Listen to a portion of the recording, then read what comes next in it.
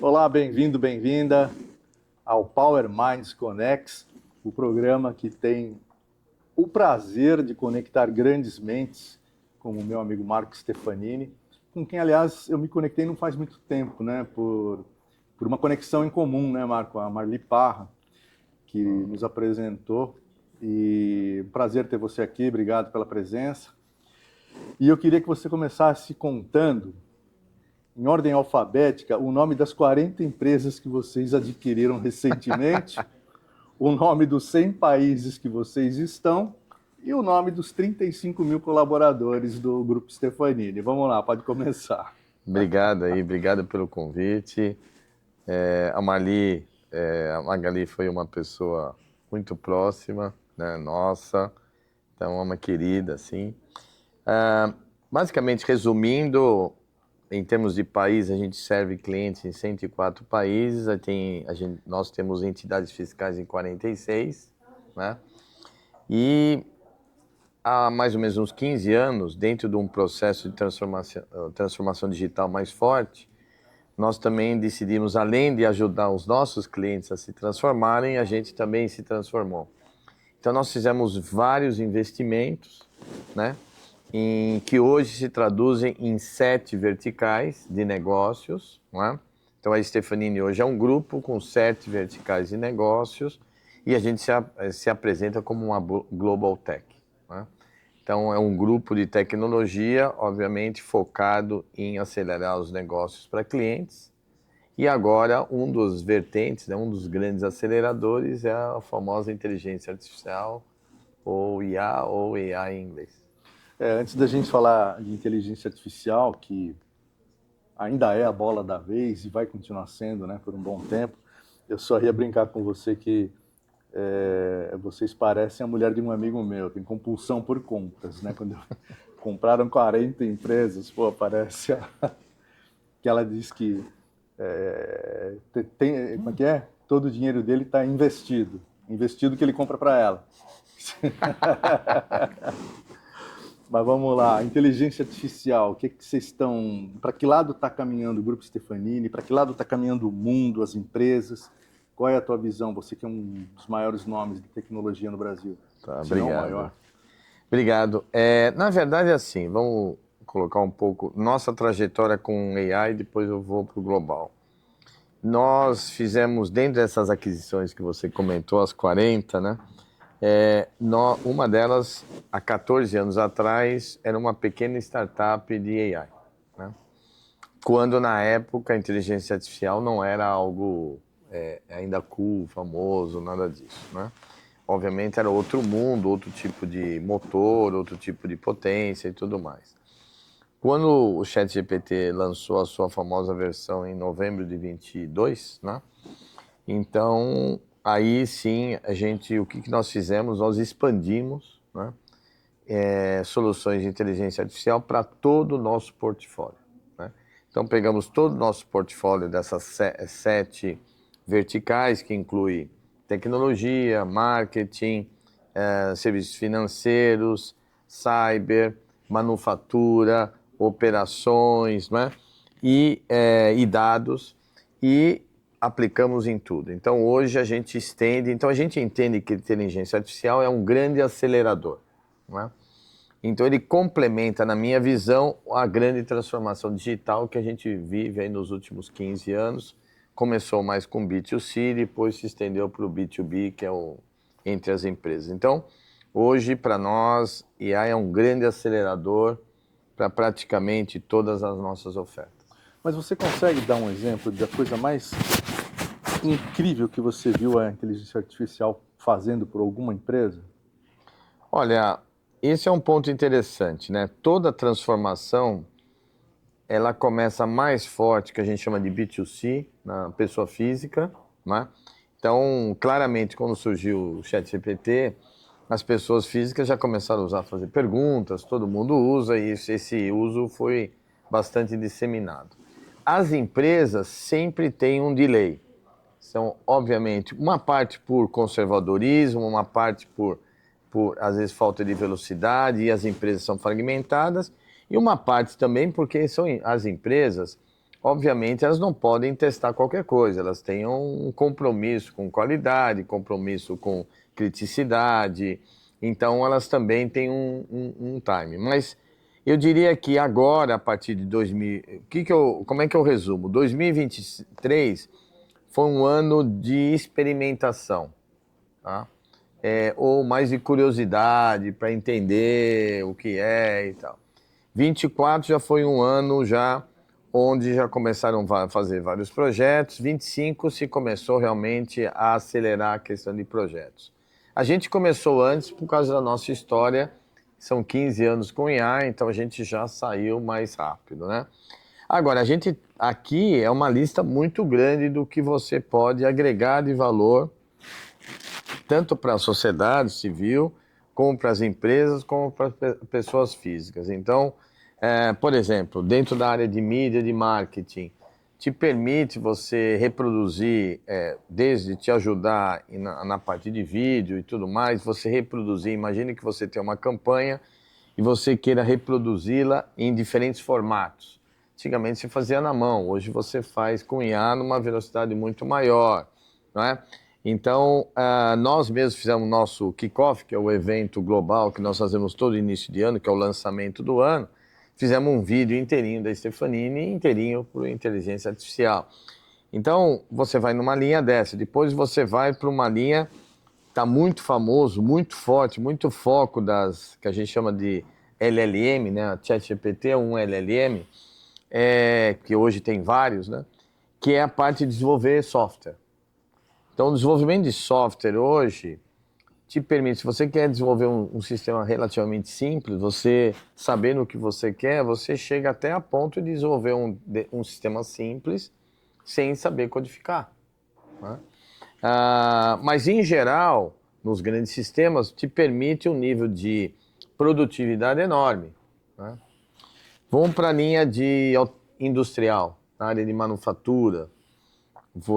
A gente já utilizava a inteligência artificial, não a generativa, porque a ChatGPT é a generativa, muito antes. Então, você tinha muitos projetos de automação industrial, que para uma indústria, o que significa transformação digital? Na verdade, é eficiência operacional. Ele quer fazer mais por menos, ou trazer mais segurança, ou trazer mais a questão da agenda ESG, né? Então, nesse ponto, quando você coloca IA generativa, você acelera o ganho de produtividade de uma indústria, de uma manufatura, de uma mineração e assim por diante, né? E aqui eu vou com vários exemplos que a gente não para. Então, não vou falar que é para tudo, mas você tem muitos casos. Aliás, normalmente a gente defende o seguinte: nenhuma empresa ou nenhuma pessoa precisa usar IA por usar IA. Ele tem que usar na medida que ele tem um problema ou uma oportunidade de negócio e que muitas vezes o IA pode proporcionar algo que antes não era possível. Então, ali que a gente vai adotar IA parte da solução, inteira ou parte da solução. Tá. E qual é a tua formação? Como é que você chegou nesse universo tecnológico? Na verdade, assim, minha vida é um pouco cheia de, vamos chamar assim, superação, de obstáculos. Na verdade, quando eu entrei na universidade, na USP, em geologia, então eu sou geólogo de formação, entrei no final da década de 70, mas quando eu saí no início da década de 80, não tinha muito emprego. O Brasil pegou a primeira grande década de crise, né, que a gente chama de a década perdida, foi a primeira de várias, né, do Brasil. E ali os bancos contratavam pessoas de exatas, né, a maioria engenheiros, mas geologia também era exatas, para eles nos treinavam para nós nos tornarmos engenheiros de software, né? Então, no caso foi o Bradesco, eu agradeço até hoje, o Banco Bradesco, que me deu essa oportunidade. Então, eu entrei como trainee, fiquei 6 meses estudando e trabalhando como trainee e me tornei um engenheiro de software, um analista de sistemas. Então, aí eu comecei realmente na área técnica, trabalhei como analista de software durante alguns anos e depois que eu fui começar a Stefanini. Você começou a Stefanini em que ano? 87, Você era... Quantos anos você tinha? 26. Ô, louco. Mas você fundou ela já com qual produto? Na verdade, é uma outra boa pergunta.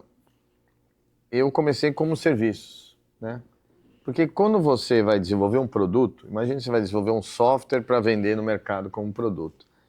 Normalmente você precisa ter capital, né? Você vai desenvolver um produto, às vezes 1 ano, 2 anos, 3 anos, precisa de um bom capital para depois começar a vender, né? Eu não tinha esse capital. Então, uma forma que você tem para começar um negócio sem capital é serviço. Você, no fundo, vende o seu tempo. Então, na época, nós começamos como a principal atividade era treinamento. Treinamento, na época, eram os computadores de grande porte, que a gente chamava de mainframe, né? Os computadores de tela verde. E na verdade, eu dava treinamento para grandes empresas. As grandes empresas tinham muitos treinamentos dos seus times de tecnologia. Foi aí que a gente começou e depois a gente foi pivotando e fazendo outras coisas, porque o Brasil, como vive muita crise, treinamento é a primeira atividade que as empresas cortavam. E na época você vivia muito mais de treinamento via empresas e não via pessoa física. Quem comprava o treinamento somente desse perfil maior, né? Uhum. Então, aí nós decidimos migrar gradativamente para a área de serviços, o outsourcing, né? Que estava começando a questão de terceirização, tudo. Eu estou falando ali de 89, 90, 91. Então a gente começou a migrar de treinamento para serviços recorrentes, outsourcing, que dão mais estabilidade para o negócio. Você lembra quanto foi o faturamento do teu primeiro ano de atividade? O meu primeiro ano era $100 mil ano. Não 100 mil, dia, nem semana, nem mês. 100 mil dólares ano. E hoje estamos em?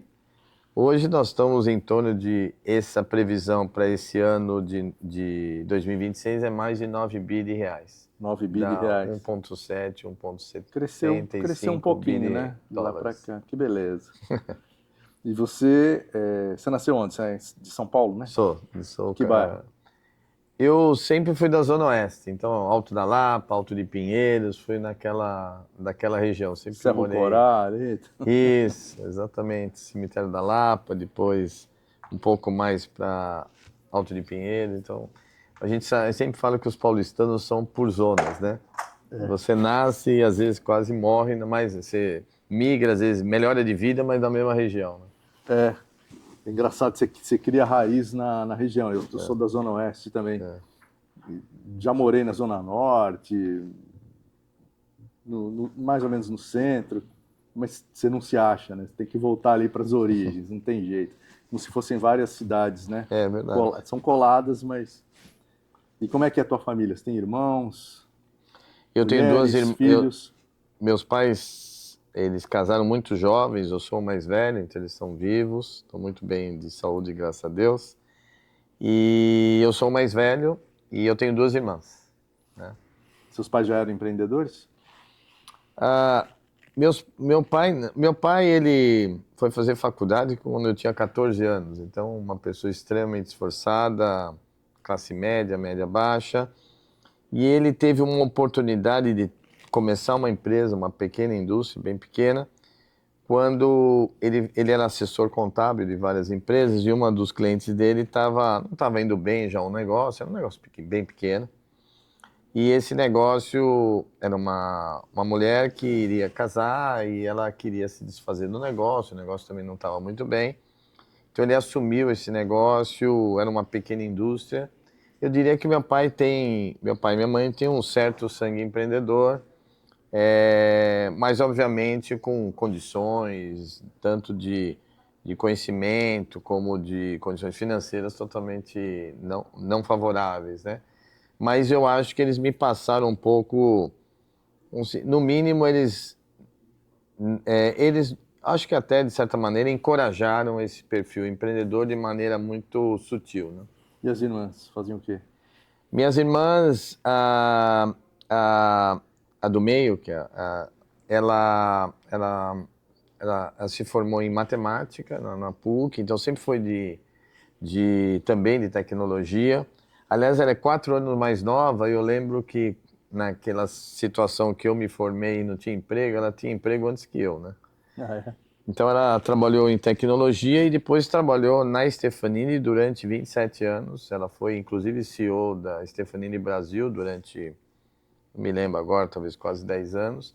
E agora ela é conselheira da Stefanini, é conselheira de várias grandes empresas, ela chama Mônica. E minha irmã menor, né? A Kátia, ela se formou na GV e ela casou com um alemão, então teve que ir para a Alemanha, então teve mais dificuldades de trabalhar, mas depois os filhos maiores, porque na Alemanha tinha mais dificuldade na época de você não ter creche, tem algumas limitações na Alemanha, na época. E hoje ela trabalha também na Stefanini, mas na Alemanha, ela é uma diretora na Alemanha. Que chique, hein? Não, você falou que a irmã mais velha, quando você falou que ela tinha saído da Stefanini, eu falei, vai ver que ela achou o patrão muito chato. Mas, eu acho que trabalhar em família não é uma coisa assim, simples, é uma coisa que eu me orgulho que a gente continua ainda tem um bom relacionamento, isso é uma vitória, né? Isso é Depois realmente... de 27 anos, daí ela já saiu, ela está no conselho da Stefanini, né, mas saiu como executiva já nosso tempo passa, já uns quase 7 anos, 6 anos e tanto. Entendi. Você tem filhos? Tenho 2. Estão no Tenho grupo 2 também? homens. Então, os 2 também seguiram a linha de negócios, os 2 se formaram na GV, os 2 começaram trabalhando em consultorias, né, dessas consultorias de negócio, trabalhando em algumas empresas e hoje os 2 trabalham na Stefanini. O Guilherme, ele é o CEO global da unidade de marketing, que é uma das unidades, acho que eu até esqueci de falar das 7 unidades, é uma unidade de marketing, que entra não só a parte de agência, mas a parte de dados, a parte toda de marketing, analytics e tudo mais, que hoje está bastante forte. E o Rodrigo, ele é o CEO da Latam. Então, toda a Stefanini Latam, que antes era a região que a gente chamava de Brasil e Latam Hispanohablante, é uma região só. E ele lidera a região. Que legal. Não, você falou que são 7 verticais, você só não falou o nome delas, eu sei que são todas nomes em inglês, né? A maioria, né? Porque é uma questão de tecnologia, né? Boa parte. Quis impressionar os gringos, tá bom. E os próximos passos? Para onde você acha que vai a Stefanini, o mercado de tecnologia, a tecnologia em si? O mercado de tecnologia, a gente já viveu várias ondas, né? Nós começamos, quando eu comecei, era um mercado que eu comentei dos grandes computadores, os mainframes e tudo mais, numa operação muito centralizada. Depois teve a onda dos microcomputadores, né? E aí houve uma descentralização do ponto de vista computacional.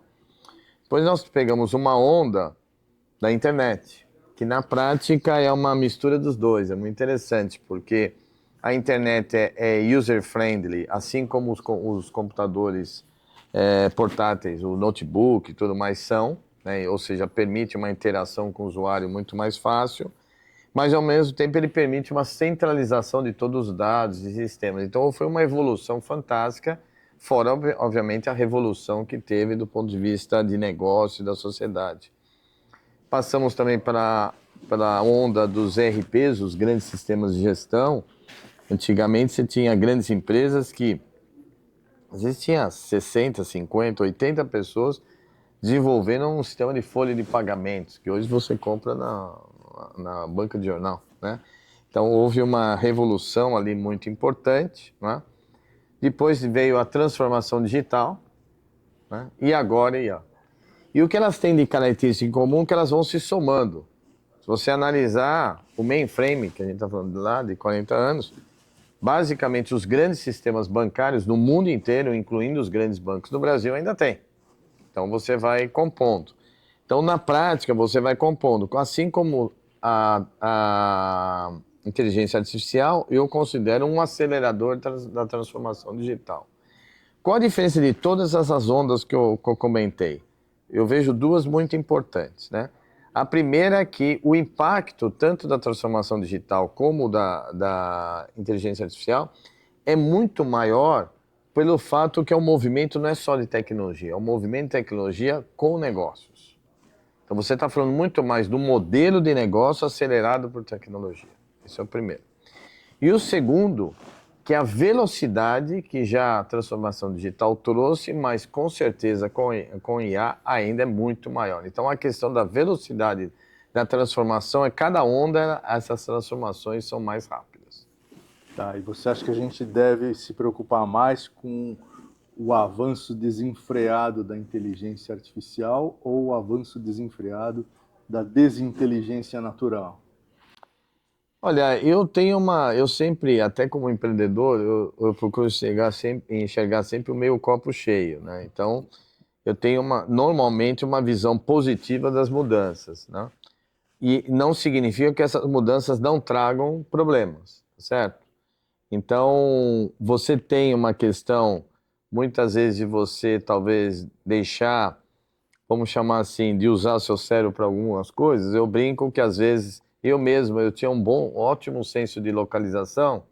Hoje eu diria que eu tenho muito menos, porque você usa o Waze o tempo inteiro e você não exercita isso, é verdade, né? Agora, por outro lado, também te permite um nível de logística, um nível de eficiência no seu deslocamento que é fantástico, né? Tudo depende de como é que você vai usar o seu cérebro, entendeu?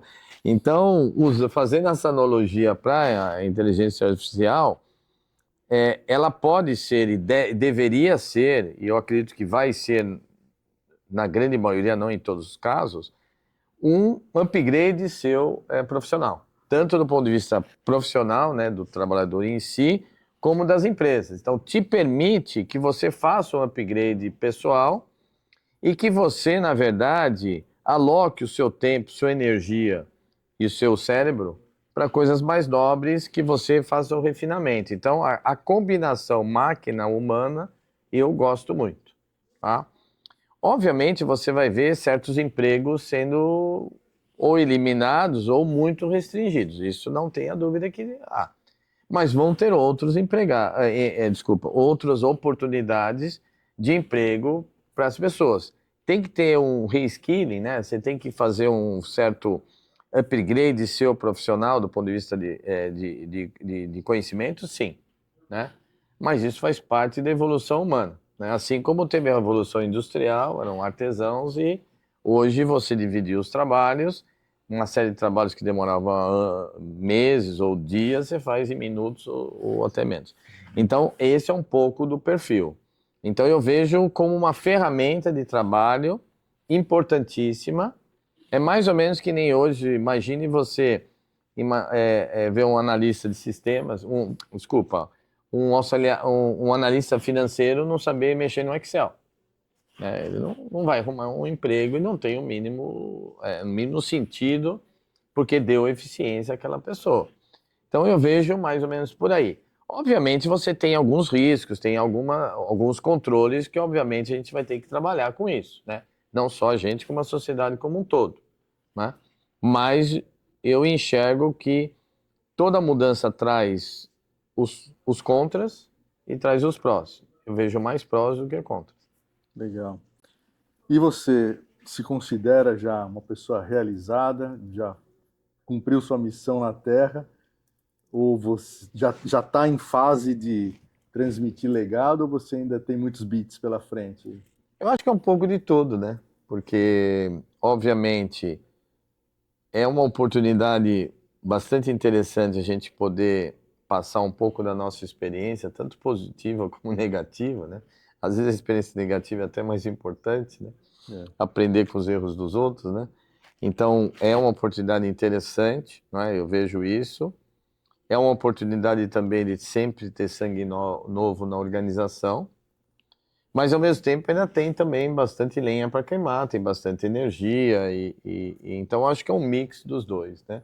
Eu acho que toda pessoa tem o seu ciclo de vida e ela tem que entender que seus ciclos vão terminando alguns ciclos, começando outros. Então, obviamente, no caso da minha idade, ainda tenho muita energia para trabalhar, mas a ideia, obviamente, a gente já vem trabalhando há anos a questão de sucessão não só comigo, pessoa física, mas como empresa como um todo, porque como você disse, são vários negócios, todos esses negócios em vários países, em várias áreas, necessitam talentos o tempo inteiro. Então, vamos chamar assim, a nossa necessidade de talentos, de construir carreiras é muito importante em vários níveis. Então, é de baixo para cima que você vai construindo. Então, eu diria que está no meio termo, vamos dizer assim, né? Maravilha. Tem um tempo para passar informação, para passar conhecimento e ainda um pouco de energia para tocar os negócios.